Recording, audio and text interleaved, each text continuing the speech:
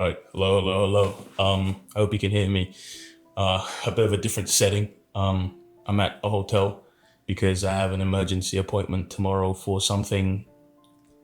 Let's just say something very, very important. And oh, sorry. Welcome to episode 9 of Becoming Undeniable. You can see my energy is very low because I don't want to hide. I don't want to hide. Let me just bring this down a little bit. I don't want to hide my current emotional state. I'm very, very.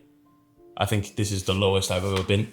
And I say that with sort of a smile on my face because I don't know. I don't know. I just feel like there's definitely better to come down the road.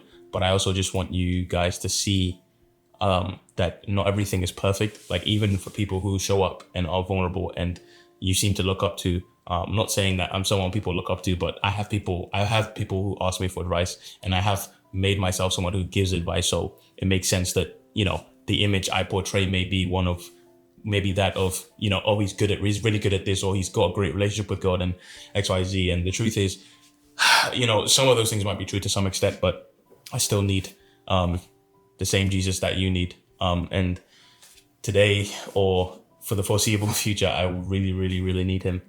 Because, man, I journaled.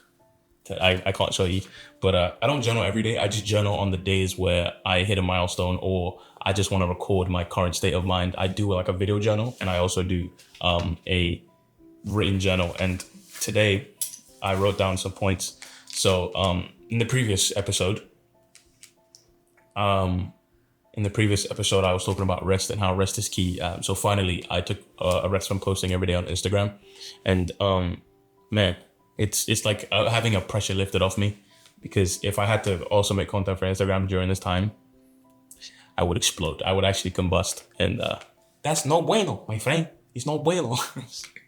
But yeah, I was talking about how limitations can lead to new skills, and let me tell you something. I've never felt as limited and as stressed as I have in my life until this period, because the limitations that exist are all the ones out of my control. Like sometimes the limitations that are around us are in our control, like you can do something about it.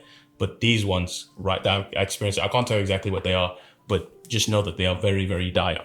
And a part of me feels like it's my fault. And it is to some extent. It's not that I'm being hard on myself. It's that some of these things could have been avoided if I had just done the work I needed to do when I needed to do it instead of procrastinating. So today, I know the previous episode was about resting and how the undeniable man knows when to rest and find solace in God. But today, the key is the undeniable man. Well, two things. I think the undeniable man doesn't cave under pressure. Because he surrenders everything to God. And two, the undeniable man does what he needs to do when it's time to do it. Because the thing is, I think I've said it on here before, but we don't know the consequences of our inaction. Sometimes, you know the consequences of your actions, right? Like if you do an assignment poorly, you're going to get a bad grade, right? But if you don't do an assignment, you also know you're going to get a bad grade, but, or you're going to get 0. But the thing is, let's say there's something that is not really an obligation, right? I don't have to post on Instagram every day. I don't make any money from it. No one's asking me to do anything. I'm doing it because I believe that's what God has put me on this earth to do. That is an internal deadline, an internal obligation. If I don't adhere to that obligation, who's going to punish me or stop me or bring the consequences to me? No one. But if I don't do it, the day that I get to heaven and God is, talking about what he gave me and what I did with that, I'll just be looking at him like, I'm sorry, I didn't use my gifts. And I want to hear well done, good and faithful servant.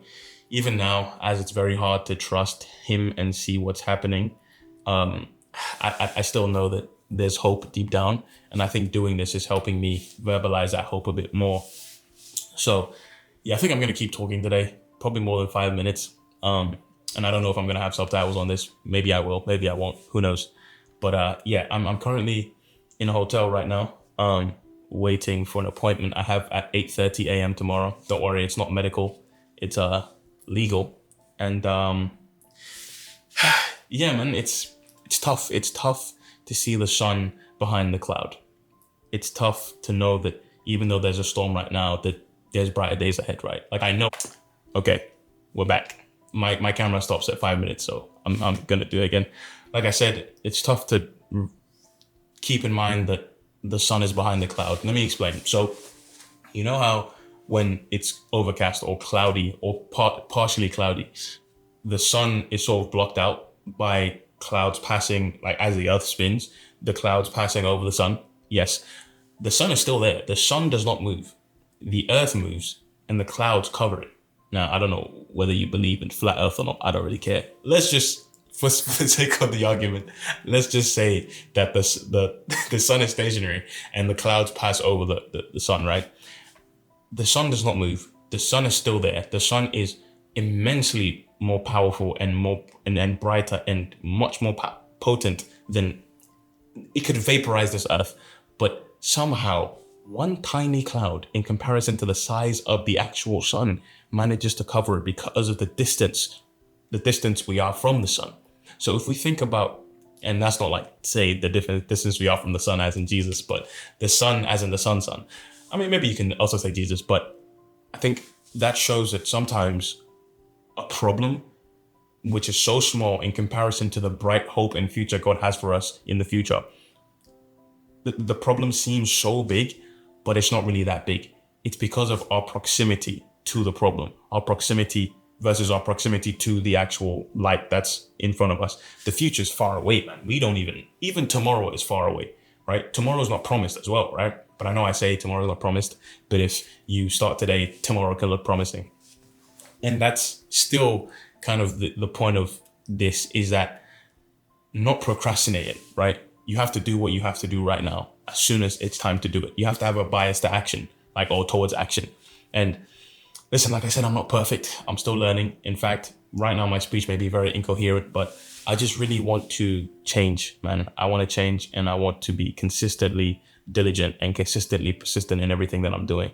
I've learned a lot of things about myself that right now, because of my procrastination, basically in multiple areas and domains, all of the consequences of all my inaction are just like piling up, stack after stack.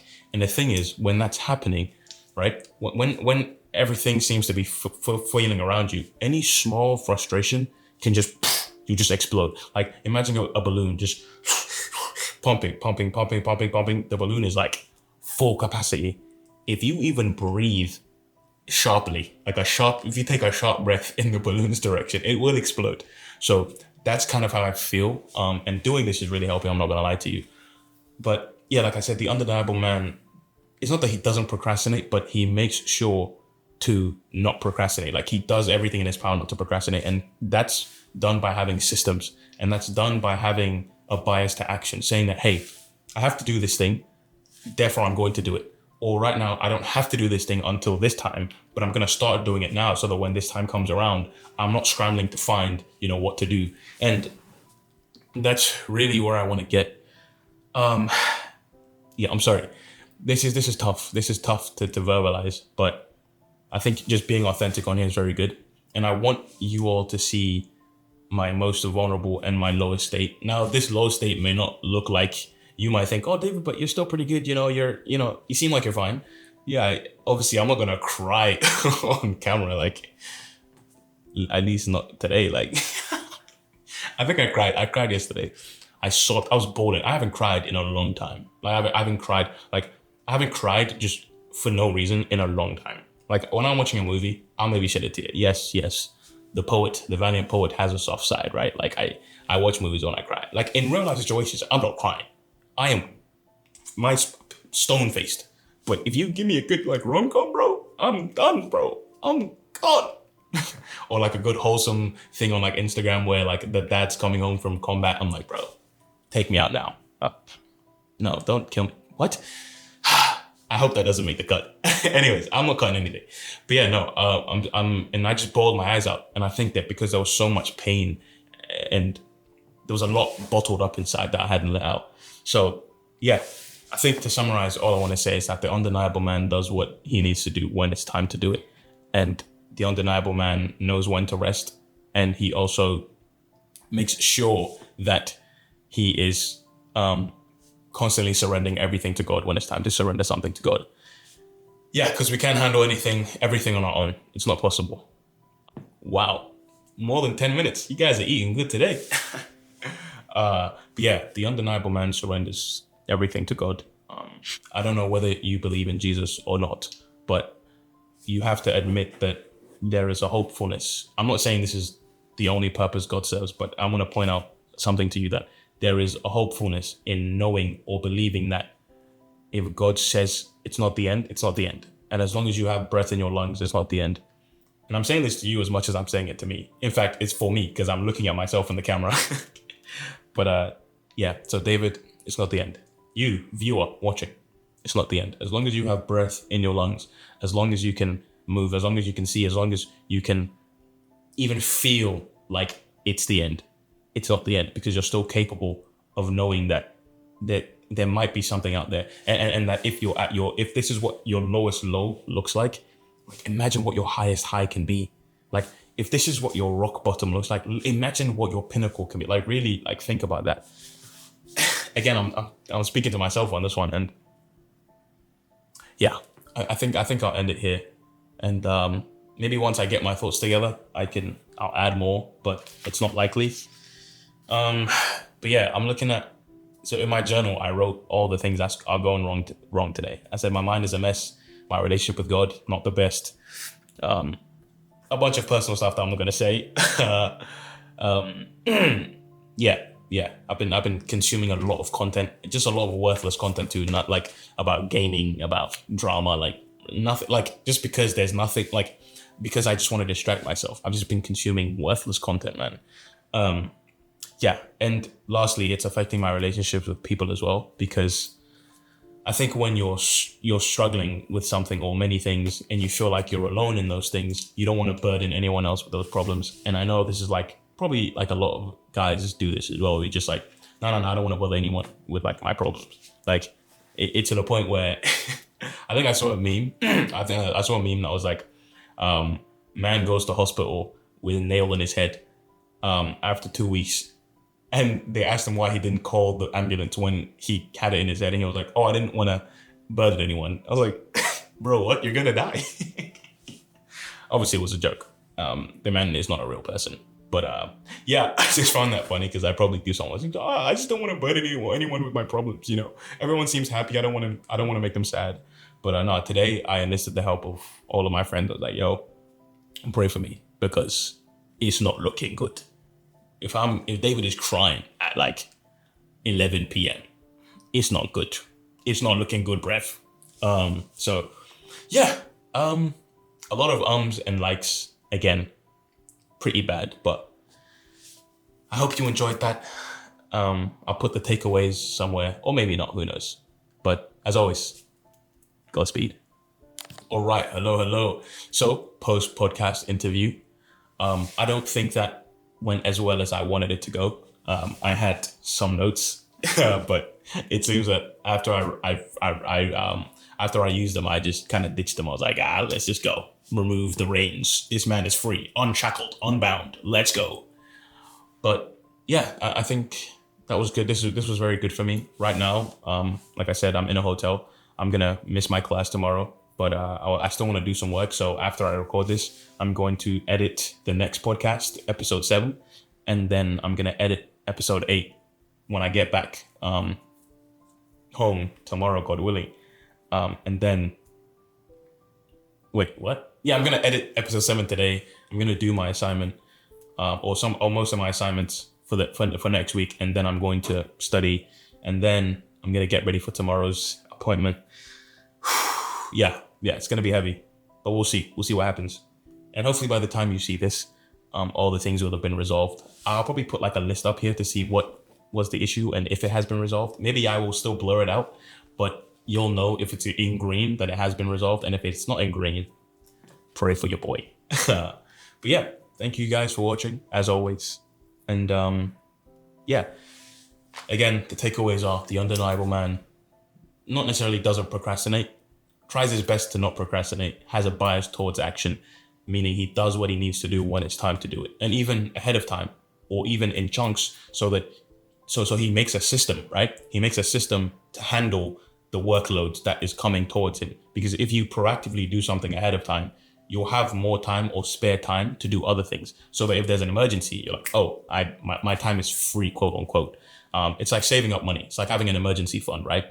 You might not necessarily need the money right now, but if you save up enough, maybe in the future you'll need something, so that when the time comes, you're relatively calm, right? And the amount of emergency funds you have kind of maybe not directly correlates, but it will sort of correlate to your level of confidence or your level of calmness in the moment. So yeah, I hope any of that made sense. I hope you took something from that. I have to start believing that what I'm saying makes sense, at least to some degree, or at least you took something from it. So thank you for watching, and as always, Godspeed. I'll see you on the other side. What? It's not even a song. Godspeed.